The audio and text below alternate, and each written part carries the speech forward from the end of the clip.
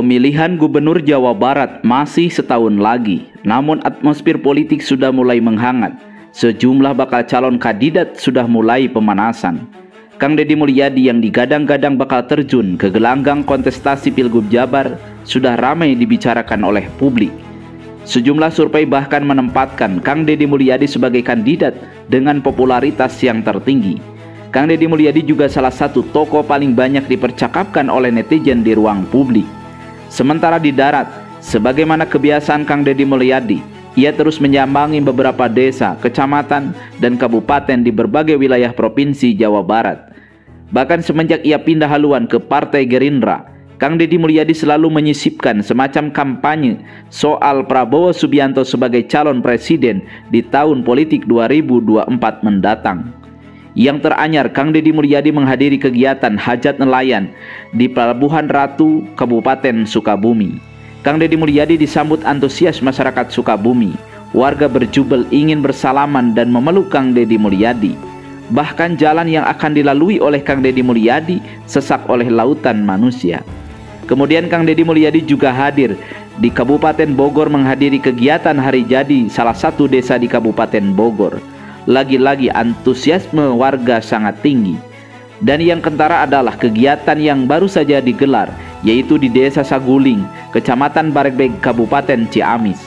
Kang Deddy Mulyadi hadir bersama kru Kang Deddy, baik hiburan maupun talent bobodoran. Kang Deddy Mulyadi menyelenggarakan panggung kebudayaan di Desa Saguling, Kecamatan Barekbek, Kabupaten Ciamis bersama Kuwu Edan alias Otonggani. Kang Deddy Mulyadi membawa serta grup MK9, grup musik yang ia bentuk dan sering ia tampilkan dalam acara-acara panggung kebudayaan. Kang Deddy Mulyadi juga membawa Cepia, salah satu komedian yang sering ngisi dalam acara-acara panggung Kang Deddy Mulyadi.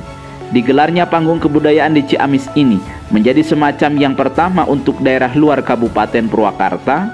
Setelah bulan Ramadan kemarin, Kang Deddy Mulyadi full keliling Kabupaten Purwakarta di desa-desa. Safari budaya semacam ini khas Kang Deddy Mulyadi, di mana ia menyelenggarakan kegiatan untuk bertemu warga, menghibur, dan membantu warga berkesusahan dan berkekurangan. Kegiatan kemarin di Ciamis menjadi semacam pesan tersirat bahwa Kang Deddy Mulyadi mulai gerilya untuk persiapan Pilgub Jabar 2024 dan pemilu tahun 2024 mendatang. Pola dan kegiatan Kang Deddy Mulyadi memang seperti itu sejak lama. Ia terus berkeliling desa dan menyapa warga dari rumah ke rumah. Bahkan saat Kang Deddy Mulyadi hendak jadi Bupati Purwakarta periode pertama di Purwakarta, Kang Deddy Mulyadi juga melakukan hal yang sama, yaitu keliling dari kampung ke kampung, dari desa ke desa. Adapun saat ini Kang Deddy Mulyadi terus berkeliling ke berbagai kabupaten di Jawa Barat. Itu menjadi simbol bahwa Kang Deddy Mulyadi melakukan pendekatan dan komunikasi politik kepada masyarakat Jawa Barat secara langsung. Kang Deddy Mulyadi bukan orang yang gampang percaya dengan survei.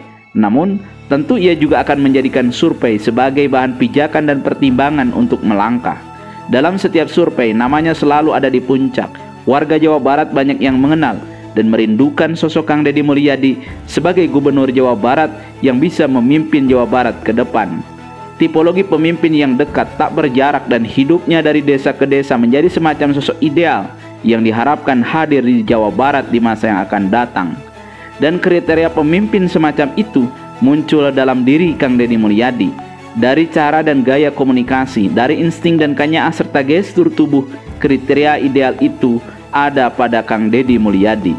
Oleh sebab itu, ke depan tinggal menunggu waktu takdir sejarah sambil terus berjuang dan berupaya bahwa kalau Tuhan sudah memastikan, maka Kang Deddy Mulyadi bisa jadi Gubernur Provinsi Jawa Barat di tahun pemilu 2024 mendatang. Sampurasun.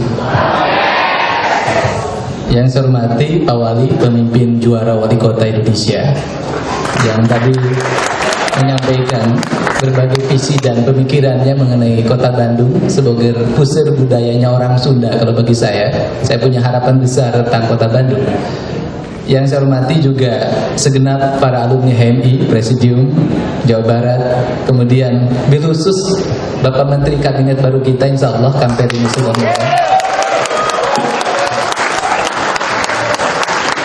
dan juga sepupu kita Pak Herman Ibrahim yang dulu mitranya HMI sampai hari ini, Ketua Umum PBHMI, Ketua Cabang Demisioner, Ketua Cabang dengan kohatinya. Yang pertama adalah tentunya pada hari ini HMI seringkali dikritik oleh para alumninya. Menurut saya tidak usah dikritik, karena memang jangan membandingkan HMI tahun 60 ada isu besar tentang komunisme. Jangan membandingkan HMI tahun 70 ada pemahaman tentang keislaman yang masih sangat dangkal, ada pemahaman tentang Pancasila yang masih sangat dangkal, ada pemahaman tentang sebuah rejim yang pada waktu itu dihadapi oleh HMI sehingga demokratisasi tidak berkembang. Tetapi kalau bicara HMI hari ini sulit mengidentifikasi diri. Kenapa sulit mengidentifikasi diri? Karena hampir seluruh problem bangsa semua orang bisa bicara. Ketika ngomong demonstrasi dulu jarang dilakukan, hari ini tukang beca bisa berdemonstrasi. Ketika ngomong kritis terhadap negara, hari ini hampir semua orang kritis. Dan tidak usah nulis di koran, cukup nulis di Twitter. Sehingga presiden kita sangat takut sama Twitter hari ini. Kemudian jangan juga bicara persoalan pemikiran keislaman dari mulai yang radikal sampai yang demokratis sudah sangat berkembang. Nah, sehingga kalau kita bicara HMI pasti kita bicara pemikir kita, Cak Nur. Ada beberapa pemikiran Cak Nur itu yang belum selesai diimplementasikan, kemudian menjadi sebuah nilai yang harus berkembang. Cak Nur bicara tentang Islam, doktrin dan peradaban. Cak Nur bicara tentang keislaman, kemodernan, tetapi keindonesiaannya belum selesai. Kalau bicara Islam kemodernan, hari ini hampir semua orang memahami tentang Islam kemodernan, cara berpikirnya, cara bersikapnya. Tetapi ketika bicara keindonesiaan ini yang belum selesai. Kenapa belum selesai? Karena pada hari ini ada sebuah dogma yang berkembang dalam cara berpikir kita Islam kita, bahwa Islam itu akan kapah kalau kita menjadi Arab. Nah, kalau Islam akan kapah kalau kita menjadi Arab, maka Allah salah mentakdirkan kita menjadi orang Sunda. Salah mentakdirkan kita menjadi orang Jawa, salah mentakdirkan kita menjadi orang Bugis Makassar, orang Kalimantan, orang Sumatera, orang Papua. Sehingga kita tidak bisa lagi menjadi kafah.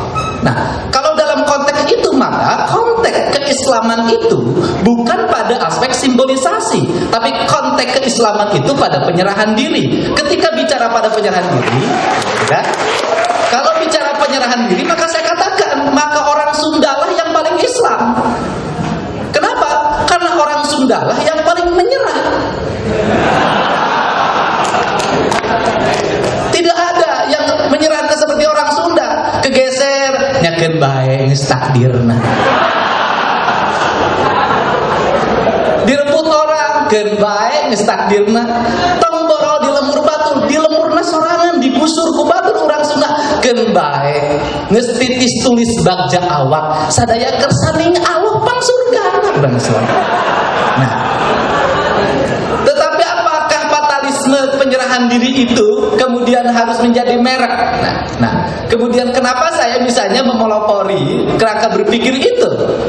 Kalau bicara Cina mengalami proses perkembangan yang pesat, di Cina sudah ada kesepakatan ideologi yang disepakati bersama, dia komunis. Selesai. Orang Korea punya satu segmen pemahaman yang sama. Orang Jepang punya satu sikap budaya yang sama. Tapi kalau ngomong Indonesia, ngomong Nusantara, setiap daerah berbeda punya sikapnya. Karena punya sikapnya berbeda, maka masuk dalam wilayah pendapat.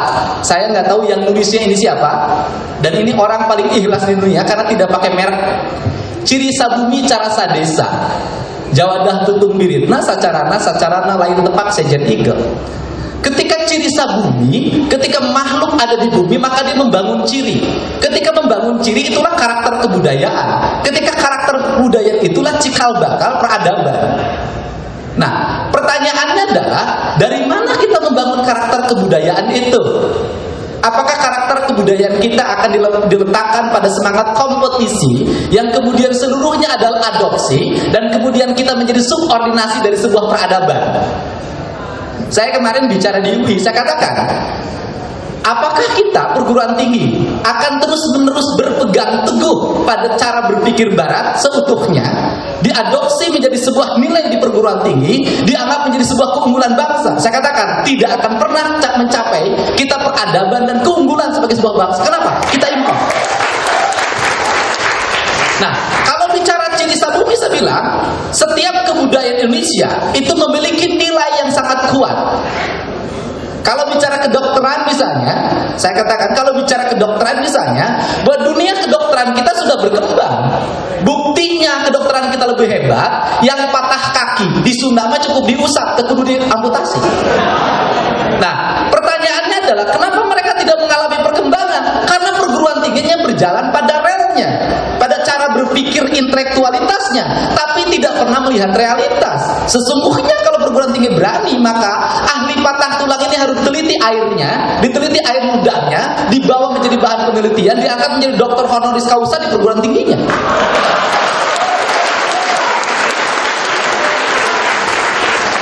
Dan kalau ngomong Cina berhasil mewujudkan itu. Kalau Kang Ferry sakit badan, walaupun menteri, saya yakin Kang Ferry tidak akan cari dokter, pasti cari tukang urut. Ini kan realitas. Nah, kita itu menampilkan realitas-realitas yang menjadi kebudayaan rakyat, kemudian kita mencari kebudayaan baru yang impor. Padahal kalau seluruh kebudayaan itu diangkat, dibuat akademisasi, kemudian dikaji di perguruan tinggi, dilahirkan menjadi pikiran peradaban, maka mereka naik kelas. Ketika naik kelas, maka dia akan diyakinkan pada pihak lain. Inilah yang harus dilakukan oleh kita kaum intelektual. Intelektual kita ini kalau ngomong ilmiah semuanya kata orang. Cek Aristoteles, cek Socrates, cek Plato. Saya nanya, ari cek siapa?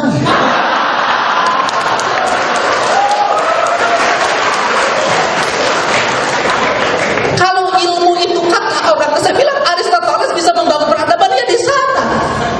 Plato bisa membangun peradaban, dia di sana. Socrates bisa membangun peradaban di sana. Tapi yang di sini di Pajajaran, ini Sri Baduga yang membangun peradabannya. Karena itu yang harus, maka penelitian kita harus mengarah pada sejarah. Apa yang menjadi problem kita adalah mistifikasi sejarah. Ketika melihat Gunung Padang, maka bicaranya mistik. Ketika melihat Gunung Wayang, maka bicaranya mistik. Semuanya mistifikasi. Karena mistifikasi sehingga orang-orang yang menekuni masa lalu itu cenderung mistik. Karena cenderung mistik tidak menarik. Karena cenderung tidak menarik, maka hanya dikaji di pinggiran.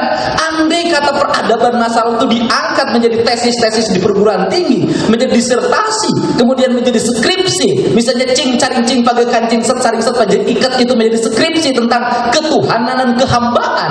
Maka saya katakan ilmu kita yang masa lalu itu akan menjadi ilmu masa depan. Dan disinilah kita membangun peradaban. Kalau wilayah-wilayah yang lain itu teknis. Kalau wilayah teknis itu kan bisa belajar, bisa beli, tapi tidak bisa beli itu. Tapi selamanya kita menjadi pembeli. Tetapi yang harus dilakukan oleh kita adalah hari ini justru kita membangun keyakinan. Dari mana Indonesia ini dibangun? Pertanyaan saya.